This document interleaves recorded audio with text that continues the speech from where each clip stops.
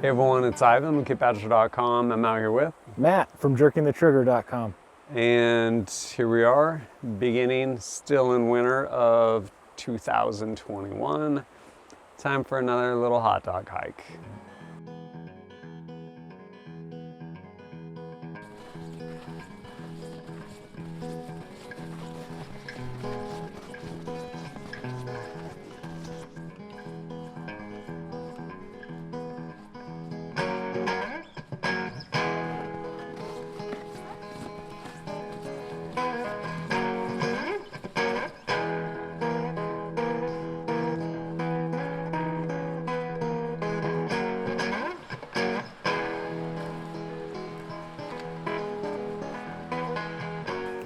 We ended up cruising out through the woods, and with kids, it's not the adventure. You don't have to be far. Like, you can literally do this in your backyard. Really, it's just about getting out there at the end of the day.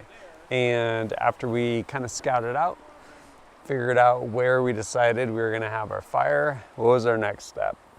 Well, it's time to start gathering everything you need for a fire and doing it in an orderly way, which is Like a herding cats. yeah. Definitely some guidance, like, hey, this is what we're looking for. And Matt set them to work as far as we're looking for branches of this diameter, think as big as your finger or your thumb. And hey, we also need to collect this. And just going through, gathering up materials.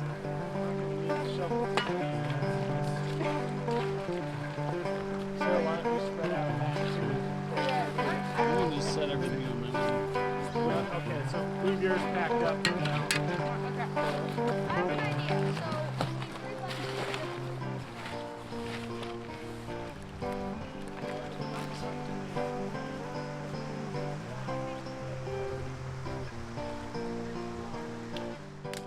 We're kind of waiting on the snow this year, but it's still been plenty damp. So, I mean, obviously that makes it pretty challenging to find dry materials and all that. So that's another good learning point for the kids. You know, choose things that are off the ground, not on the ground.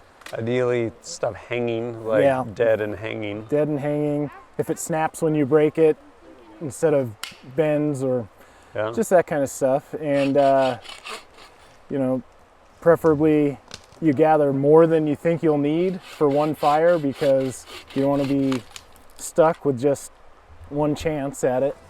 Want to have some in reserve for sure. Yeah. And then also when it comes to, like, fortunately able to source a lot of different stuff, to include some like cedar bark, which even though it's damp, like, we're able to find some kind of dry stuff. Right. And then the thing that's really clutch, depending on how you're gonna, well, actually no matter how you're gonna start a fire, is birch bark. Yes. Yeah, the oils in birch bark, it's one of the few things that if you can find it, it doesn't matter if it's wet, dry, whatever. If you can get a flame to it, it will carry that flame and start a fire for you. It'll go.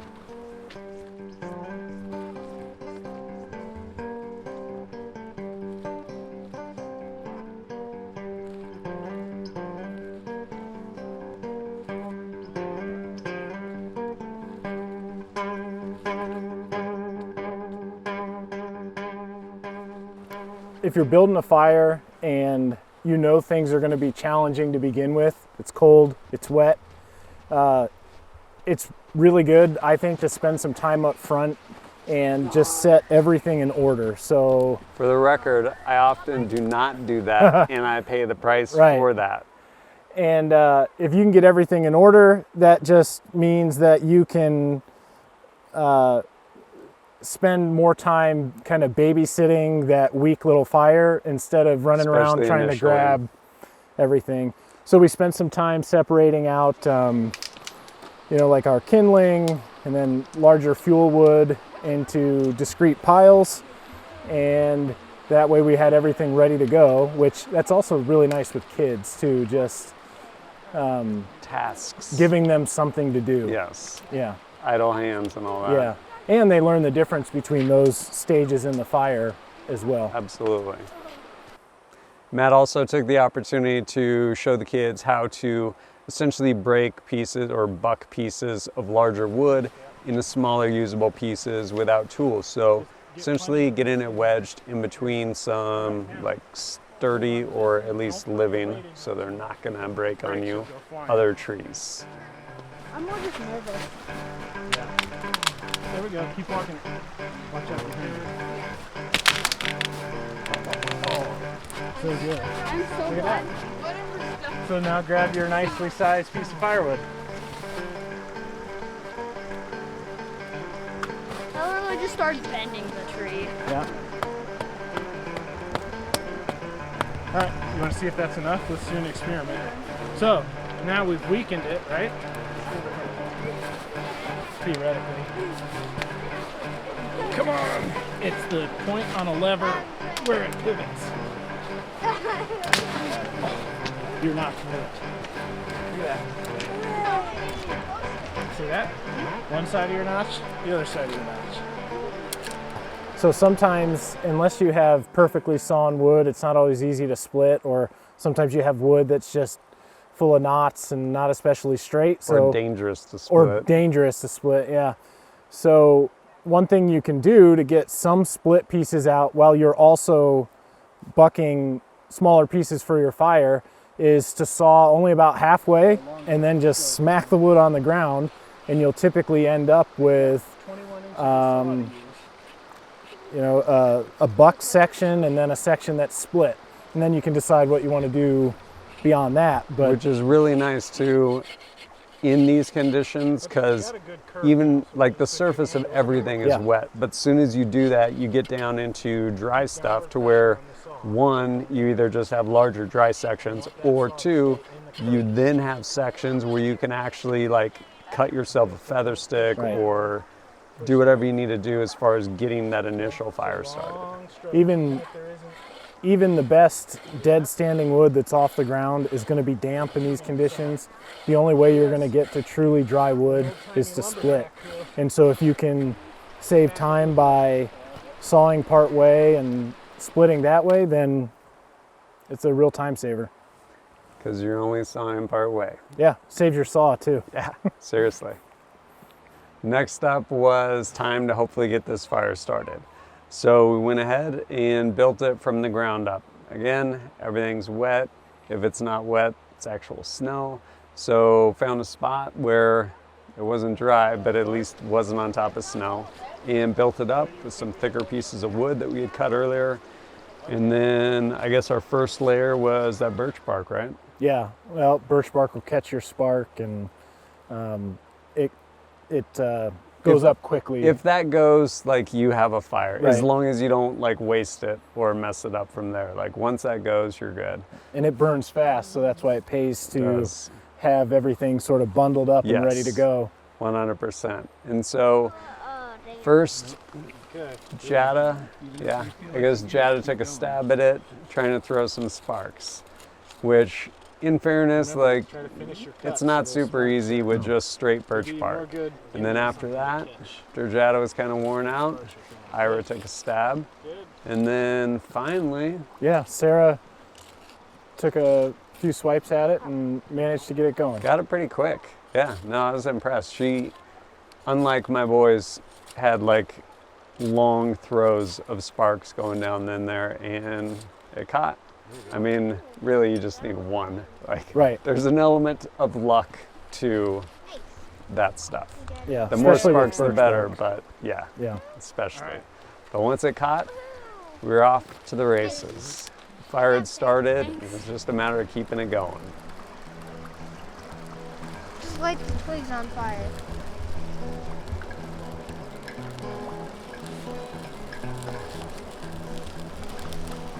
Exciting. Yeah, I get to eat hot dogs. Probably. We're not out of the woods yet. It may be hard to go from this because I thought we had a bigger bundle than we do.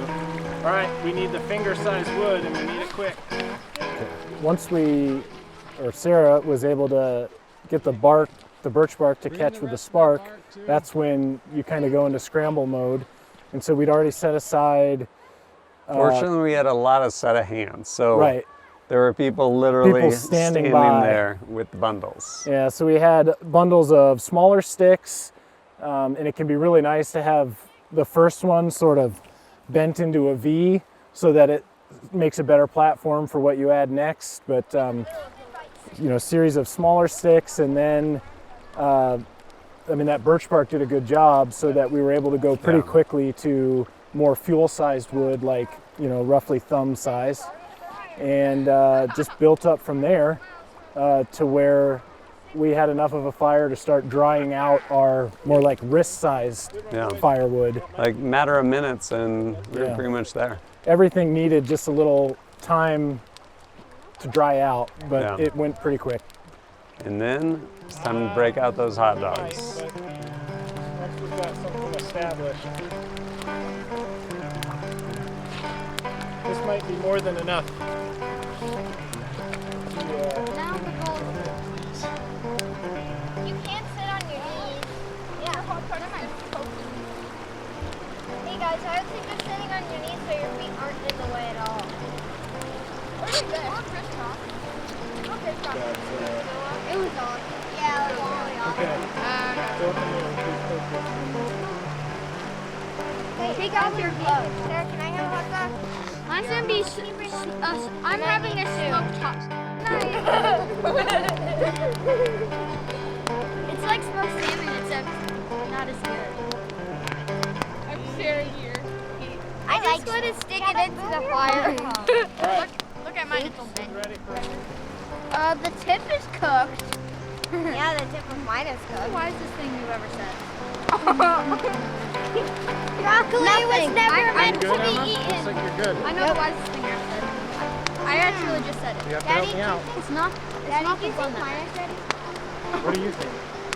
I think it looks.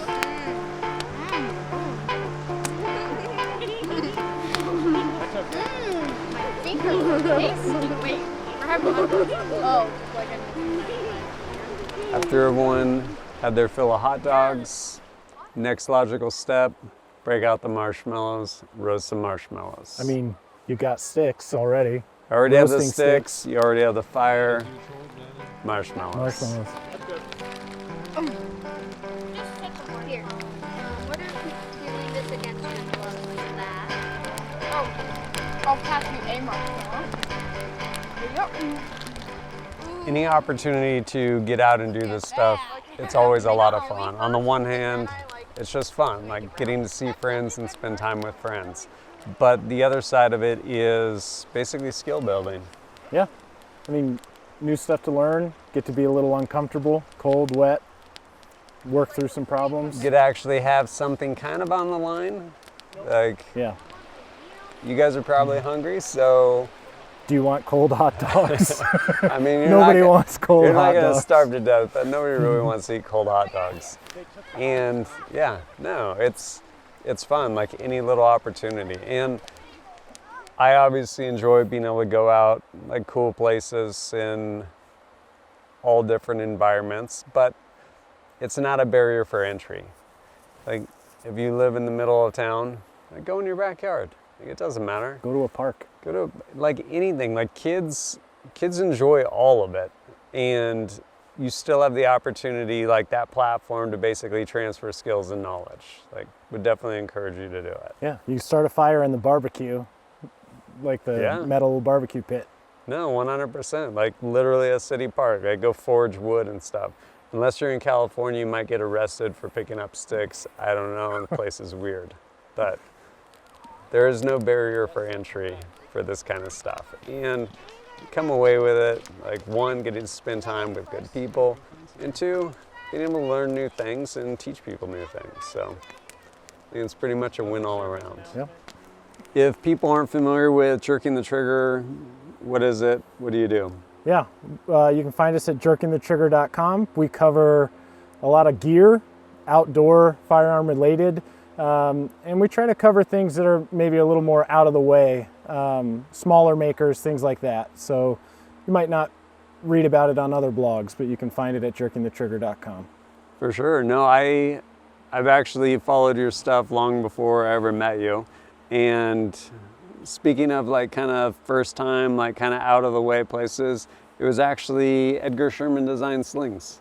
Yeah. Like yours was the first I'd ever heard of them, and yeah, I went from there. But good stuff over there. I'd encourage you to check it out. And as always, thanks for joining us at kitbadger.com.